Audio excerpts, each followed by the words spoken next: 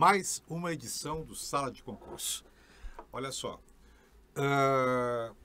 Rodrigo, Andrezan, Disseu, Fabiano, estamos aguardando o Reutemann. Isso. Pelo que se sabe, está a caminho. Mas até o Reutemann chegar, nós vamos vencendo já alguns assuntos, porque está sendo um sucesso o nosso Sala de Concurso. E o Rodrigo tem ali algumas mensagens de pessoas que nos ouviram, outros nos assistiram. Isso. Então, a gente vai começar a atender a esse pessoal e começar a conversar. Beleza, Paulo. Olha só, o Mike Moreira mandou uma mensagem pelo site. Só lembrando sempre, o endereço do site é www.saladeconcurso.com.br. Lá vocês podem assistir sempre as edições anteriores, os episódios anteriores já estão publicados lá. O Mike Moreira, ele pede duas coisas. Ele pede para a gente comentar um pouquinho sobre as provas da Fundação Carlos Chagas, a forma como são feitas as questões da FCC. Pediu isso para o Rodrigo, pediu também para o Andrezan e pediu também para vocês comentarem um pouquinho sobre a questão do cargo de técnico judiciário do TRE. Ele pede aqui especificamente, pudesse falar um pouco sobre a carreira específica do técnico. Acho que a gente já podia abrir alguns comentários. Né? Tá. Olha só, sobre a carreira do técnico, até eu vou esperar um pouquinho o Leandro chegar para nos dar um apoio nisso aí. Eu conheço muito bem a carreira de técnico, isso na intimidade, digamos assim, do tribunal, lá do TJRS. Porém, do eleitoral que ele quer, né? Isso. Não difere, até não difere muito, mas eu não tenho muito da intimidade. O que acontece? O Tribunal Regional Eleitoral do Estado do Rio Grande do Sul, ele, na verdade, funciona, veja que interessante, funciona sob comando, inclusive, de desembargadores do Tribunal de Justiça do Estado do Rio Grande do Sul. Juízes de direito, ou seja, juízes do Poder Judiciário Estadual, também acabam se transformando em juízes eleitorais nos momentos de eleição. Então, eu recordo, inclusive, uma vez, quando eu era oficial de justiça em Canoas, eu fui designado pelo diretor do Foro de Canoas para trabalhar como escrivão, de um cartório eleitoral. Aí eu assinava a folha de votação, conferia dados, aquela coisa toda. Então, depois disso, claro, se criaram os cargos específicos para trabalhar no Tribunal Regional, e o tratamento que se tem não é muito diferente do nosso tribunal. Agora, como eu falei, sobre a intimidade em si, eu vou esperar o Leandro, ver se o Leandro consegue nos trazer mais alguma coisa. Mais algum dado, mais alguma coisa. Se não, no próximo programa, com certeza, eu posso trazer por completo. Tá. Com relação às provas da FCC, aí o Rodrigo e o Andrezan que ele está pedindo, né? Ele aí é com com vocês. Dicas aí. Bem, em termos de português, ele pergunta o desempenho ideal, é isso? Qual seria o desempenho? Ele diz especificamente assim, gostaria que houvesse um papo mais aprofundado no quesito de o que seria um bom rendimento para uma prova da Fundação Carlos Chagas. Primeiro, né, não é uma resposta fixa. Se a gente pegar o último TRF, estava muito difícil gabaritar a Fundação Carlos Chagas. Houve um tempo em que o aluno tinha de gabaritar a FCC. Hoje eu já não digo isso, mas com certeza é uma das bancas que a gente tem de fazer o maior número de acertos. O ideal em português é no mínimo 90%. Claro, se uma prova for muito difícil, vai cair, né? Claro. Mas o normal em português é isso aí. Bem diferente do CESP, que baixa bastante, né? Ou até mesmo, às vezes, da FAURGS aqui do estado. E tu vê que informática também tem uma característica parecida, né, Dirceu, se a gente pegar... Mas a Fundação Carlos Chagas Informática, ela tem a característica mais específica das outras bancas, em comparação com as outras, que ela dificilmente traz imagens. A maior parte das bancas que fazem prova de informática geralmente colocam uma ou outra imagem para ilustrar uma tela, ilustrar uma área do Windows, do Word, do Excel e assim por diante. E a FCC, ela simplesmente coloca a questão puramente teórica para responder lá na múltipla escolha, no ABCDE. Isso já faz a questão ter aquele famoso olhar que a gente diz, usar o computador é uma coisa, mas responder questões de prova é outra, porque tudo aquilo que o aluno faria na prática visual, na prova da FCC não tem nem sequer uma imagem para colocar ele em que ponto a questão está indicando. Isso. Então é basicamente a teoria. E como é que é isso na informática? É bom ou é ruim? Isso aí. Qual é a grande diferença? Para quem está acostumado a usar o computador no cotidiano é horrível, porque esse na verdade, ele lembra dos caminhos olhando a tela. Agora, aquele que está estudando, que é o concurseiro, que está estudando para concurso, ele adora, porque ele sabe que a maior parte não estuda informática para concurso, chega na prova, só sabe os caminhos olhando a tela, chega lá e não acerta. O concurseiro que sabe que o perfil FCC é justamente ter que lembrar teoricamente de cada caminho, dos atalhos e da teoria, só estudou nesse perfil. E aí ele acaba tendo mais sucesso. Vai, tu sabe, Rodrigo, que tem gente ainda que tu, assim, talvez inexperiência, Sim. né? Que pensa isso. Que acha assim, eu não vou estudar tanto informática porque eu tô acostumado, eu vivo o dia inteiro, né, em cima usando do computador. o computador. E aí vai ser tranquilo. Até mesmo o pessoal antigamente, que não era informática, lembra que tinha prova de datilografia? O cara tinha que carregar. Então o cara imagina assim, eu, naquela época, se o cara era bom datilógrafo, tranquilo, ia bem na prova de informática, né? Hoje em dia não tem nada a ver, ele pode ser bom na informática. A gente tem casos de pessoal da área técnica, analista de sistema, programador de computador, técnico em informática, que chega na prova de informática e às vezes erra boa parte das questões, porque o que acontece? O conceito de quem vai responder a uma prova da FCC é um conceito ligado ao usuário. E nesse sentido eu tenho que lembrar os caminhos de coisas comuns. Por exemplo, eu quero controlar alterações no Word 2007. Aí eu tenho que saber que para controlar alterações existe uma guia chamada revisão que me permite ativar esse recurso. O cara que é analista de sistema, ele está fazendo outras coisas, ele usa outros programas, outros recursos, e ele nunca pensou em estudar o controle de alterações no Word 2007. Só que para a prova era um recurso importante, porque cai muito. Isso é uma coisa interessante, porque a gente fala estudar informática. Na verdade, a gente não estuda informática para concurso. A gente treina para fazer a prova. É verdade. Diferentemente de português. Português, para fazer a prova, tem que aprender português. Matemática, tem que aprender matemática. Informática não precisa aprender. A gente treina a prova. A prova. É treinar, responder a questão de exatamente, prova. A gente está treinando como responder. A gente não está aprendendo. Até porque aquilo que a gente aprende em aula, ou ensina em aula, o aluno não aprende. Ele está treinando para fazer a prova e alguma coisa ele usa no dia a dia.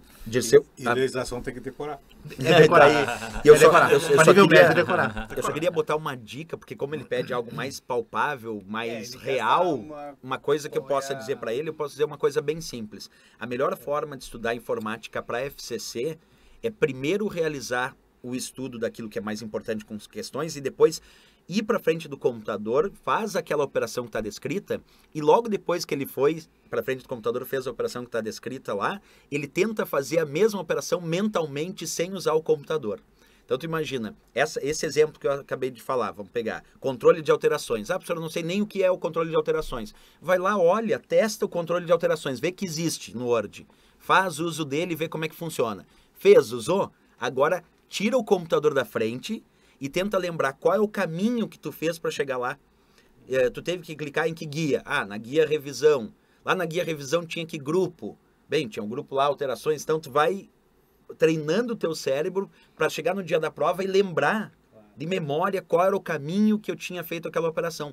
Mas se eu vou enfrentar uma questão e eu nunca vi aquele comando, também é complicado. Então, pelo menos dá uma olhadinha no comando, ver como é que funciona, que é um pouquinho que a gente faz em aula, mas depois o pedido é tira o computador da frente e tenta lembrar tudo aquilo que tu aprendeu em aula ou no teu estudo sem o computador. Eu chamo o computador de bengala.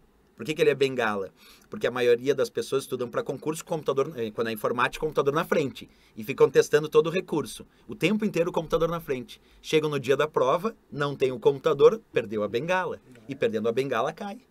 É essa a ideia. O Paulo dá um exemplo muito bom sobre isso, que é a famosa questão de não deixar os teus costumes tradicionais serem diferentes no dia da prova. Quer dizer, vai para o dia da prova com o que tu sempre fez.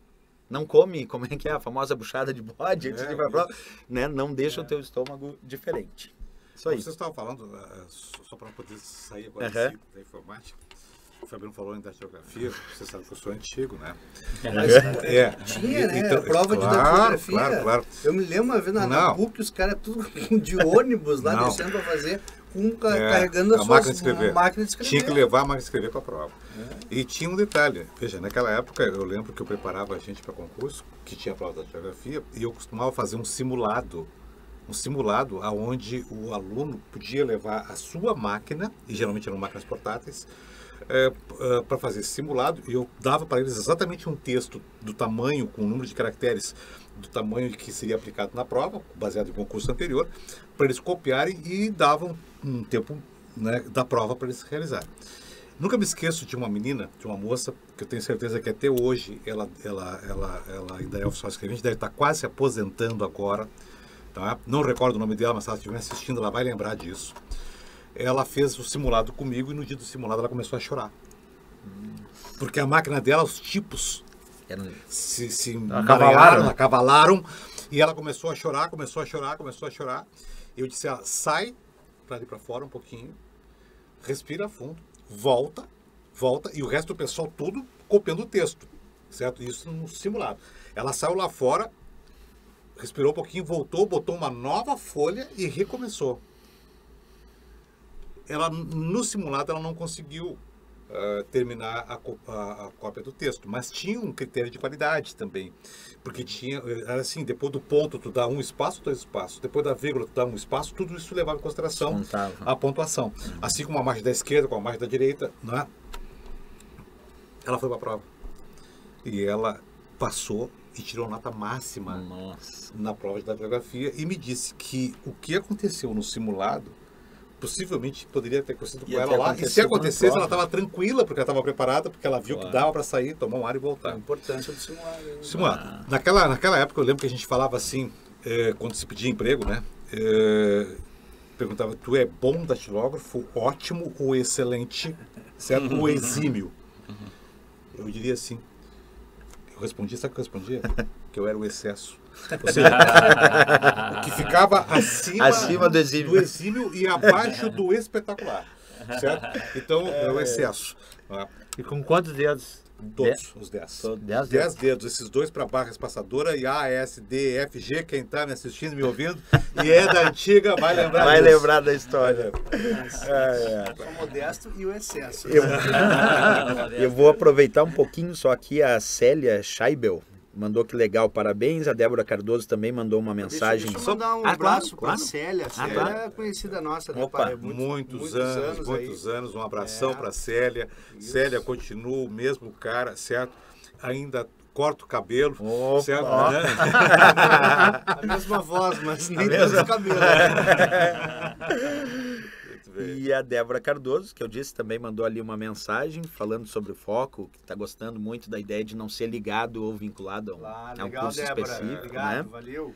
E aí também tem a Elemara Macedo. Elemara, maninha, também. amiga nossa. A Elemara também pediu um pouco aí para fazer comentários sobre o PC, sobre o Código de Processo Civil, né?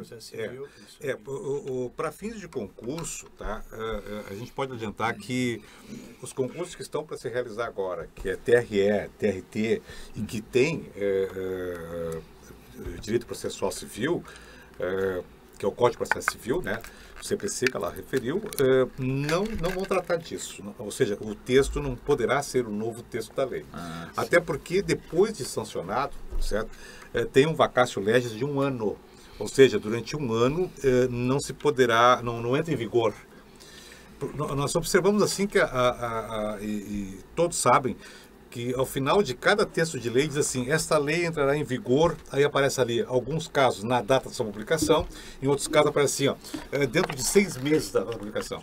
Pois exatamente esse momento que é estabelecido no final da lei de quando ela vai entrar em vigor, e é chamado de vacatio legis, certo? Então, do latim, não é? E o vacatio do novo CPC é 1 ano. As modificações que já foram aprovadas, que já estão todas elas como certas, na parte, por exemplo, de atos processuais que caem na maioria dos concursos de nível médio, de nível superior, de TRT e TRE, para os próximos, não esses agora, e talvez os próximos do TJ, temos, assim, várias modificações. Então, e que implica na próxima prova. Paulo, porque o Thiago da Costa também mandou uma mensagem pedindo sobre o Código de Processo Civil, mas específico para os próximos concursos de oficial de justiça e oficial de escrevente. Então é isso aí. Então assim, Thiago, olha só. Não dá para ir estudando assim, tudo pelo que tu tem de material antigo. Tá? Tu vai lembrar, certo, que tu estudasse um dia para esses concursos e tinha uma passagem que dizia assim, que a linguagem a ser utilizada nos processos seria a linguagem do vernáculo, certo? Vernáculo. Bom, o que é vernáculo? R$50. Certo? O que é isso? R$50. R$50 aqui é. Não oferecia R$50 para quem soubesse que era vernáculo, sala de aula? Ah, sim, oferecia. Não, agora tu perguntou. Não, perguntou, me dá R$50 que eu respondo. Aí eu perguntava assim, ó, quem quer dinheiro? Quem quer dinheiro? Fazia. E botava a mão no bolso e tirava um bolo de dinheiro. E aí depois eu fazia aviãozinho. Aí o pessoal quer aviãozinho. Pouca gente sabia que era vernáculo. Pouca gente sabia. Aí eu disse, bom, vernáculo, gente, é dicionário, é língua portuguesa culta, é o português escorreito. Aí, no novo CPC, eles não utilizam mais a expressão vernáculo. Eles tiraram da partezinha da lei o vernáculo e colocaram língua portuguesa. Certo? Então, agora a resposta da questão 44. Da próxima prova de oficial de justiça, vai ser letra D de Dinamarca, marcando língua portuguesa. E na de cima vai estar vernáculo. Tentando induzir o camarada. Tentando induzir ao erro. Então é isso. Mas assim, ó, aguarda, Tiago, que tão logo a gente tenha mais coisas sobre isso, a gente vem, vai debater, vai falar. Aproveitando só o gancho, que essa confusão aí do Tiago e anterior também, da Mana, que perguntava sobre o Código de Processo. Me disseram que é Mana, por isso que eu tô falando. É a Maninha. É a doutora Mana. É a doutora Elemara. A doutora Elemara, muito amiga. Casada com um grande, mas o grande advogado, Cláudio Batista. Olha aí. Foi advogado do Grêmio, do teu time. Meu time é o Passo Fundo. O único gremista. Não, meu time é o Gaúcho. Por sinal, falar, né? Não, tu vê ali, né, ainda, né? No limite, né? Não sou gremista, cara. Você tá inventando, sou do Gaúcho. É do Gaúcho. Gaúcho de Passo Fundo. Mas a dúvida que talvez seja até pela mudança do Código de Processo, e teve aquele caso da língua portuguesa também, que até hoje eu não sei como é que está. Hoje vale, não vale? O que está valendo hoje? Teoricamente, de 2009 até 2012, as duas regras iriam coexistir. A antiga e a nova. Então, eu poderia escrever ideia com acento ou ideia sem acento. No final de 2012, mais ou menos no dia 28 de dezembro, faltando 4 dias para a nova regra, eles não sabiam mais o que fazer com isso aí e adiaram até 2016. Então, até 2016, valem as duas ainda. Agora, em concurso público, o que está acontecendo? Muitas bancas estão dizendo assim, não serão cobradas palavras que envolvam mudança. Então, a palavra ideia, por exemplo, mudou. Essa não é cobrada. Certo. Mas chapéu que não mudou, pode ser cobrada. Uma confusão. E as outras bancas não estão cobrando, embora a prova venha na nova regra, o texto da prova venha ideia sem acento, não estão fazendo referência à nova regra. Está todo mundo inseguro, inclusive as bancas de concurso. Então, há uma insegurança geral. Então, na real, assim, vamos ver se eu entendi. A nova regra não cai, mas, não está caindo. Mas tem que estudar para saber, preparar lá para saber que ela não cai. Vamos supor assim, uma redação, que é a dúvida tradicional. Como que eu escrevo a redação, né? Ou escreve na nova regra, ou escreve na regra antiga. O meu conselho hoje é escreve na nova regra. Usa a nova regra. Para evitar. Claro, para evitar qualquer equívoco. Né? Escrever meio a meio não tem. Pois é, teoricamente não pode descontar, né? Mas seria estranho. Mas fica estranho, exatamente. Mas é uma confusão. O Leandro não vai poder vir. Teve um probleminha aí que impediu, então nós vamos ter que tocar no mesmo. Beleza, vamos lá. Vou dar só uma estatística rápida aqui dos nossos vídeos anteriores. Nós estamos com ali em torno de 750 visualizações e audições, porque a gente tem também o arquivo de áudio nos nossos canais aí para assistir.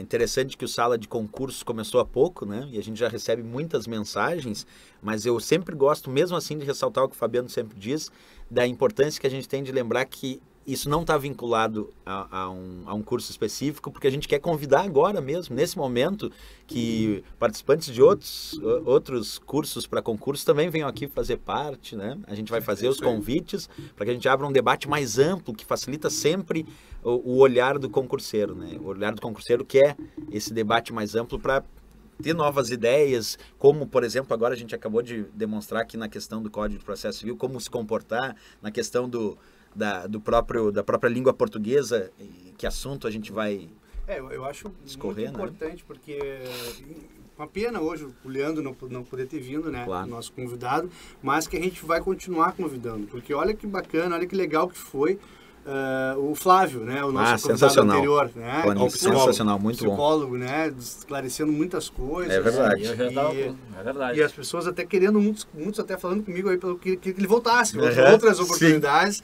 para tirar outras dúvidas também. Foi muito bom mesmo. Então, com certeza, tu falaste isso aí, a gente está sempre renovando o convite, né, para outros que queiram participar e que queiram sempre manter esclarecidos os nossos concurseiros, né?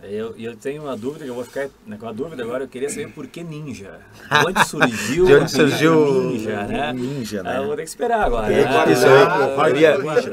Essa pergunta estava ali para ser feita. Eu ia perguntar para ele. Não, eu já tinha pergunta pronta aqui para fazer para ele, que era, já que ele é ninja, eu ia perguntar qual a diferença do ninja e do samurai. E se ele ia ser promovido a samurai ou se ele ou se ele era samurai e foi promovido a ninja. Como é que é a história? Né? Essa pergunta que eu ia fazer. Alguém vai responder, a gente espera respostas aí, né? Isso aí. Com relação ainda aos nossos concurseiros, eu recebi também e-mails de pessoas que nos assistiram e até um me perguntando sobre o que nós falamos na última vez com relação às terceirizações. Sim. Ele me ponderou e eu já respondi o e-mail, vou agora passar para todos que estão nos ouvindo, nos assistindo a resposta, porque a pergunta dele foi bem interessante. Ele está se preparando para o concurso do Banrisul. Aí ele me pergunta assim, Paulo, baseado no que vocês falaram no sala de concurso, não vai ser afetado o Banrisul, nem o Banco do Brasil, não é? Economia mista. O destaque já tinha sido feito e foi feito, mas eu estou ainda assim, eu fiquei tranquilo, mas depois fiquei meio assim em dúvida porque ainda não foi ainda votado e eu dei uma ligadinha aí para o CETEC e tal e foi informado, né? Foi informado. Estou sendo fiel no que ele falou, não é? Que ainda depende de uma votação final. Aí eu tranquilizei ele dizendo o seguinte, que o destaque efetivamente afastou da terceirização naquelas atividades afins, e o cargo dele seria diretamente relacionado, que é escriturário, para o qual ele iria prestar a prova, e vai prestar a prova, e que isso foi aprovado pela Câmara. Só que agora foi para o Senado, também depende da aprovação do Senado, o referendo do Senado. Sim. E depois nós temos a sanção da Presidente da República. Então, ou veto. Ou veto.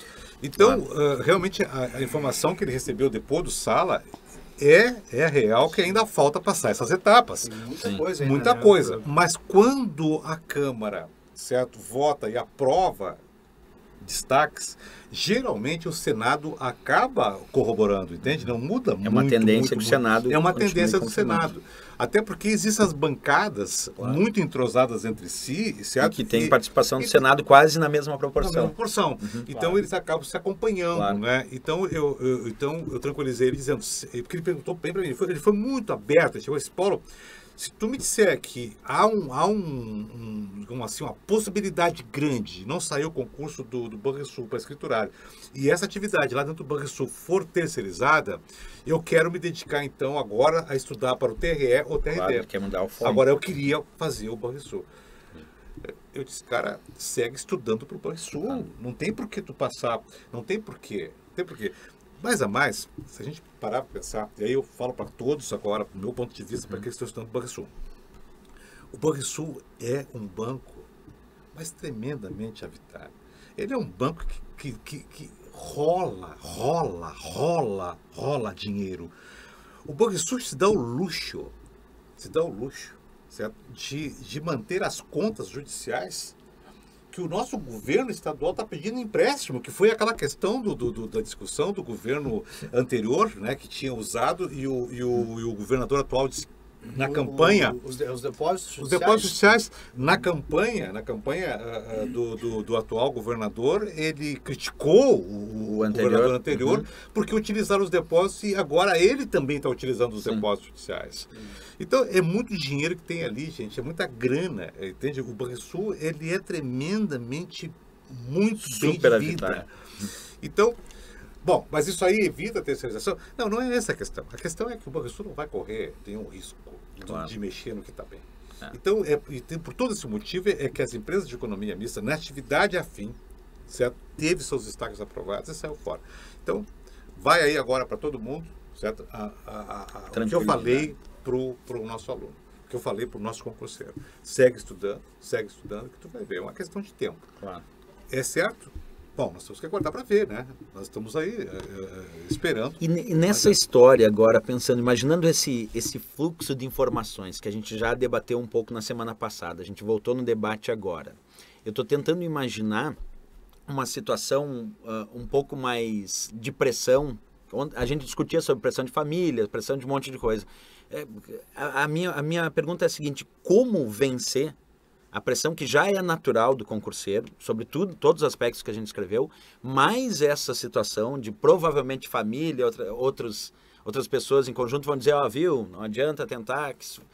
Essa hora, Paulo, ela me parece uma hora muito mais de dúvida do que de certezas quanto a essa necessidade de continuar estudando. Eu, particularmente, acredito que só vai vencer o concurso que vai acontecer daqui um pouquinho, aquele outro que tu está almejando, se o cara se dedicar sem ter esse grau de interferência que para muita gente a pessoa não está quase estudando, porque a pessoa está lá, estuda, não estuda, estuda, não estuda.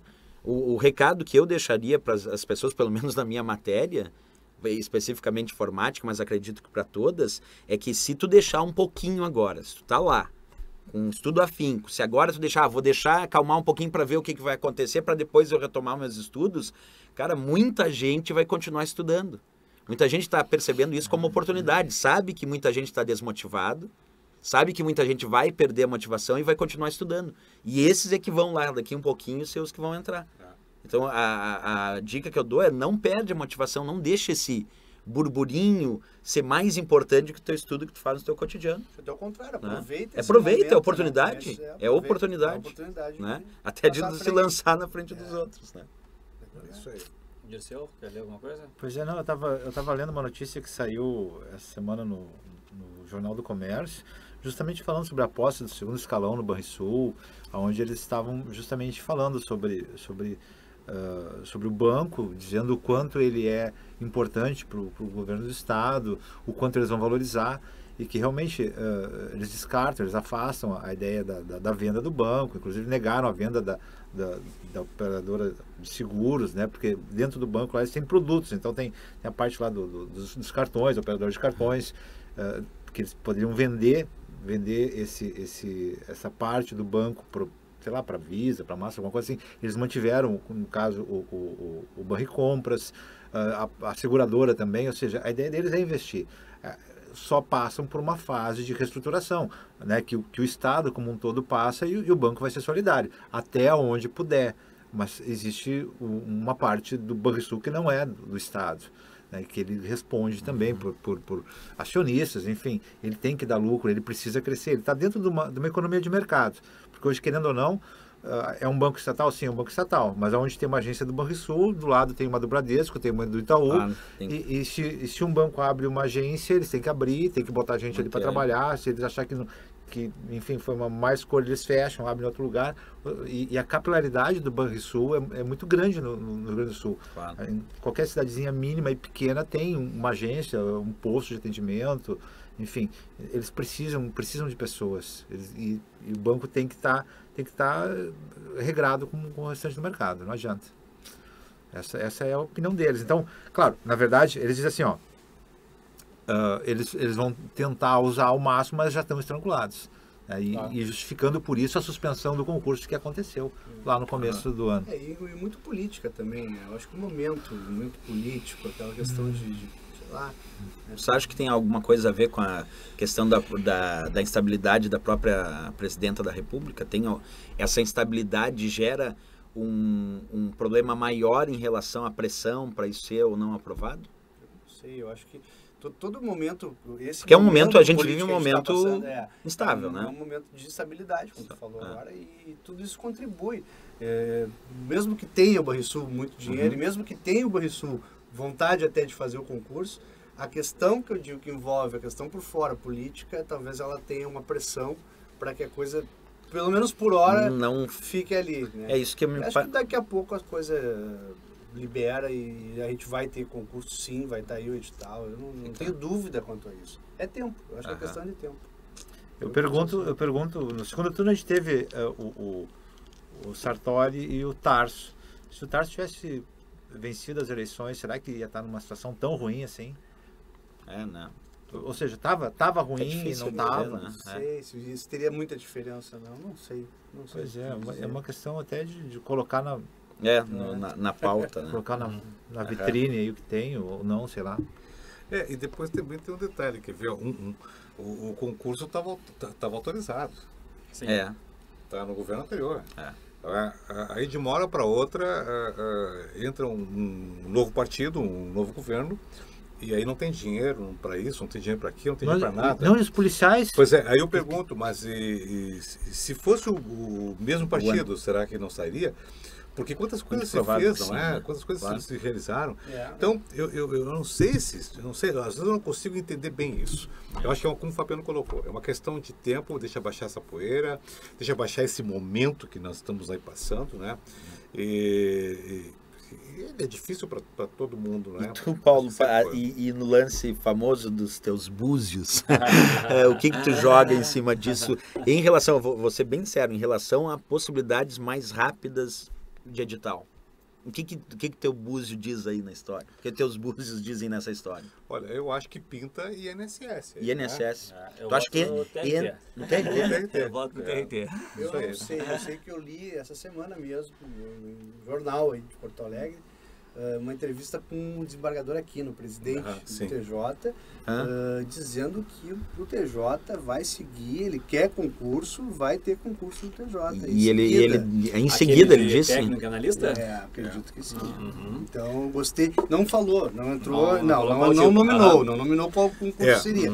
Mas a vontade... Mas ele vence quando? O técnico analista? Não, já venceu. Já venceu? Já venceu. E esse aí é o tema que eu quero propor para a próxima reunião nossa no Sala, tá? Aí eu vou trazer não só isso aí que o Fabiano falou do Aquino, mas eu vou trazer alguma coisa a mais. Certo? Que os tá bom? Isso é o que a gente queria. Bem búzios. O que vocês acham pro Grenal de domingo? Tem alguma... O que tu acha? Vai lá, que dá? Vamos fazer um bolão agora. Vamos fazer um bolão. 0-0. Eu acho que é 1-0 pro Inter. Acho que vai ser 2-1 pro Inter. 4-1 pro Grêmio. Tá pedindo a opinião. Tá. 4-1. Meus amigos, Você não falou 1-1 ali. Todos somos... Vocês viram que tá na hora de terminar porque o Rodrigo enlouqueceu. Até o próximo Sala. Tchau. Tchau.